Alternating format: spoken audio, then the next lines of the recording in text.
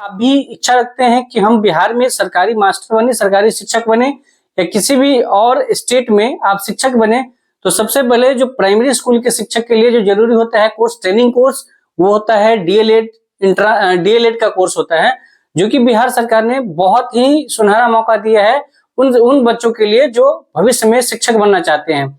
तो Bihar DElEd entrance exam की 2025 का जो है फॉर्म डेट आ गया है, नोटिफिकेशन आउट हो चुका है। इस वीडियो में हम डिटेल से चर्चा करने वाले हैं, क्योंकि आपको पता होगा कि अदर चैनल बहुत सारे इसके बारे में डिटेल से बात कर रहे हैं।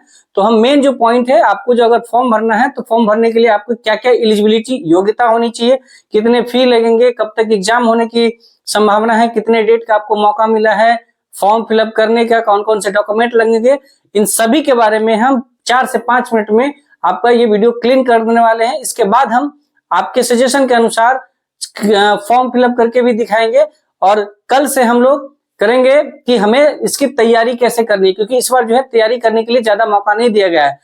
तो बिना किसी देरी के हम चलिए शुरू करते हैं। चैनल पर नए होइएगा तो स्टडी विथ नीरज को सब्सक्राइब कर लीजिएगा।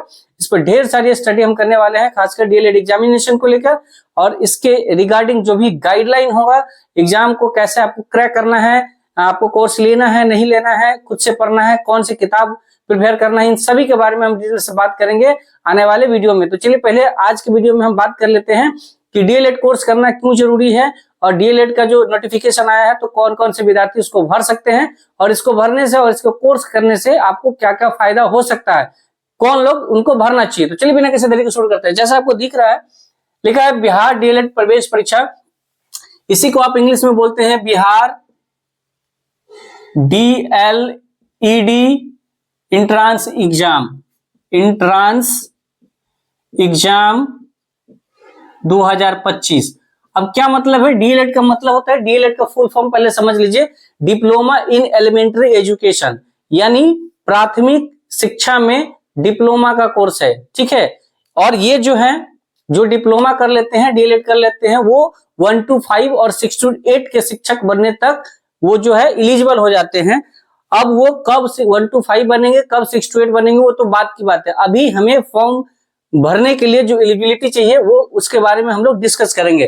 तो सबसे पहले नोटिफिकेशन आ चुका है, आज है 11 तारीख, और 11 तारीख से ही आपका फॉर्म फिलअप हो जाएगा। 11 जनवरी से आपको लेकर फॉर्म अप्लाई डेट जो है, टोटल इसमें पहले सीट की बात हम कर लेते हैं।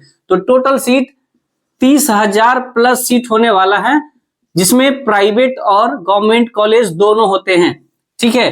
तो लगभग ऑलमोस्ट हर डिस्ट्रिक्ट में आपको एक डीएलएड का कॉलेज मिलेगा, जिसमें 50 सीट महिला के लिए और 50 सीट पुरुष के लिए होते हैं।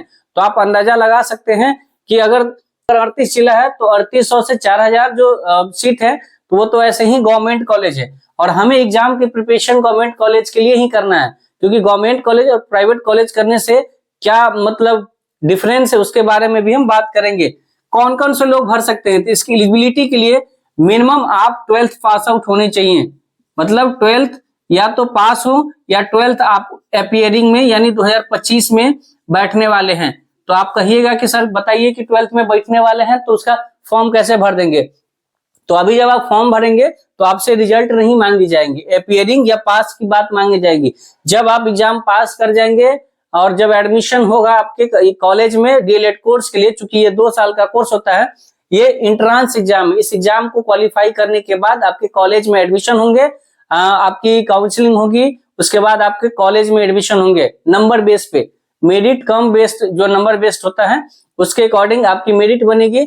जो गवर्नमेंट कॉलेज के लायक होंगे वो गवर्नमेंट कॉलेज में लेंगे, बाकी लोग प्राइवेट में लेंगे। चूंकि सभी लोगों तो गवर्नमेंट में नहीं ले सकते हैं, और इसमें सबसे ज्यादा लोग फॉर्म भरते हैं, चूंकि आपको पता होगा कि 12th में हर साल लगभग 10 से 12 लाख लोग बैठते हैं, और उससे पहले जो लोग पास हो जाते हैं 12th, वो भी भर करते हैं, है ना।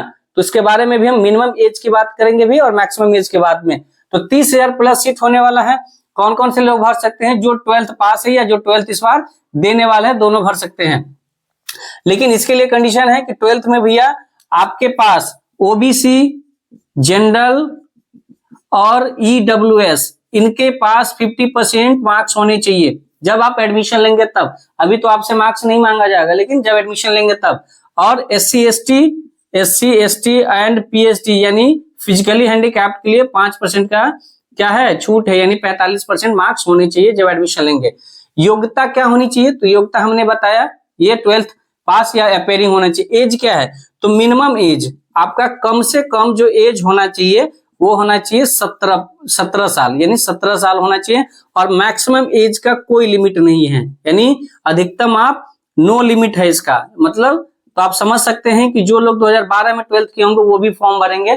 जो लोग कंपटीशन की तैयारी करते करते थक जाते हैं, जॉब नहीं होते हैं, तो वो साइड से आपको ट्रेनिंग कोर्स कर लिया जाता है, ठीक है। तो इस तरीके से आप समझिएगा, तो इसका नो लिमिट है। सिलेक्शन का प्रोसेस हम लास्ट में बात करेंगे, पहले हम कर लेते हैं अप्लाई डेट। तो अप्लाई डेट आपका शुरू हो गया है आज से, यानी 11 जनवरी से लेके 22 जनवरी के बीच में आपका अप्लाई होगा। मात्र आपको 12 दिनों का समय दिया गया है, इस बीच में आप अप्लाई कर लेंगे। एग्जाम का डेट अभी अनाउंस नहीं है, हालांकि जब वार्षिक कैलेंडर निकला था बीएससीबी का तो उसमें 26/5 की बात की गई थी, लेकिन जब अभी साइट पर देखिएगा तो ये लिखेगा अभी मतलब शेड्यूल किया जाएगा। तो बाद में जब भी शेड्यूल किया जाएगा तो कम से कम 1.5-2 महीने का समय तो मिलेगा ही मिलेगा, ठीक है। उसके बाद फॉर्म फी की बात हम कर लेते हैं। फॉर्म भरने में हमें कितने चार्ज देने पड़ेंगे, तो चाहे वो जनरल हो, ओबीसी हो या ईडब्ल्यूएस हो, इनको 960 रुपया पेमेंट करना पड़ेगा। एससी एसटी और पीएचडी को 760 रुपया करना पड़ेगा। तो इस तरीके से ये दोनों का पेमेंट हो गया। जब आप एग्जामिनेशन क्वालिफाई कर जाएंगे और एडमिशन होगा तो या तो आपका प्राइवेट कॉलेज होगा या गवर्नमेंट कॉलेज होगा।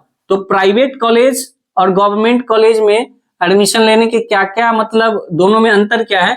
तो कॉलेज जो आपका है गवर्नमेंट कॉलेज, तो गवर्नमेंट कॉलेज में जहां आपकी डीएलएड 2 साल की कोर्स 25 से 30 हजार में हो जाएंगी, वही कोर्स आपके प्राइवेट कॉलेज में 1.5 लाख मिनिमम, यानी 1.5 लाख से लेके आपको 2 लाख तक का लगेगा। लेकिन मिनिमम जो सरकार के तरफ से अनाउंस है वो है कि प्राइवेट कॉलेज को 1.5 लाख रुपए तक देने की बात गवर्नमेंट की तरफ से की गई। तो आप देख सकते हैं कि कितनी गुना, यानी 25 लगभग 6 गुना है ना, तो लगभग 6 गुना पैसा आपको यहाँ पर 5 गुना ज्यादा लगता है। तो अब ये आपके हाथ में है कि आपको कौन से कॉलेज चूज करना है, कौन से कॉलेज में आपको एडमिशन लेना है।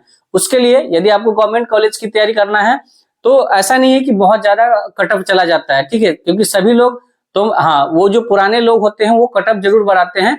लेकिन नेक्स्ट वीडियो में हम बात ऐसी करेंगे, अगर आप चाहेंगे कि लास्ट ईयर का हमें कट ऑफ चाहिए कि गवर्नमेंट और प्राइवेट का क्या था, तो उसके बारे में हम बात कर लेंगे। लेकिन कल से प्रयास रहेगा कि आपको पहले हम ये बता दूं कि आपकी तैयारी जो है, आपको कोर्स लेना चाहिए या फिर आप खुद से पढ़ के और लास्ट टाइम में लगभग 1.5 से 2 महीने को एग्जाम की तैयारी में आप कैसे एग्जाम को क्रैक कर पाके अपने गवर्नमेंट कॉलेज को हासिल कर सकते हैं, इसके बारे में हम नेक्स्ट वीडियो डालेंगे। बाकी इस वीडियो के बारे में आपका क्या सजेशन है और डीएलएड के एंट्रांस एग्जामिनेशन से संबंधित और भी अगर कोई आपका क्वेरी हो तो प्लीज नीचे कमेंट बॉक्स में कमेंट करना नहीं भूलिएगा।